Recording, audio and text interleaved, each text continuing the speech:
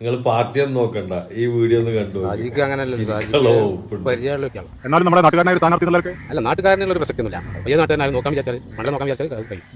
നല്ല പ്രവർത്തനങ്ങൾക്കുള്ള കാഴ്ചവെക്കുന്നത്. എവിടെ നോക്കിയാലും സഭാന്റെ വണ്ടികളെ കാണുന്നത്. ആ സഭാന്റെ കൂടെ കുറെ ആളുകളുണ്ട്. അല്ല, അതിപ്പോ ഈ മൂലക്കുരുവിന്റെ പിന്നെ പോസ്റ്റർ എല്ലാം ഉണ്ടാവും. ഓപ്പറേഷൻ കൂടാതെ സുഖപ്പെടുത്തുന്നു പറഞ്ഞാണ്ട് ഒരുപാട് ഉണ്ടാവും. അപ്പോൾ ആ ബൈക്കുള്ള എല്ലാവർക്കും മൂലക്കുരുണ്ടായിട്ടല്ലാതെ ആ 1-2 പേർക്ക് മൂലക്കുരുണ്ടാവുള്ളൂ. അതെന്ത് വിഷയം അറിഞ്ഞുണ്ട്. സാധനമൊക്കെ വായിൽ വരുന്ന ആലോചിക്കും.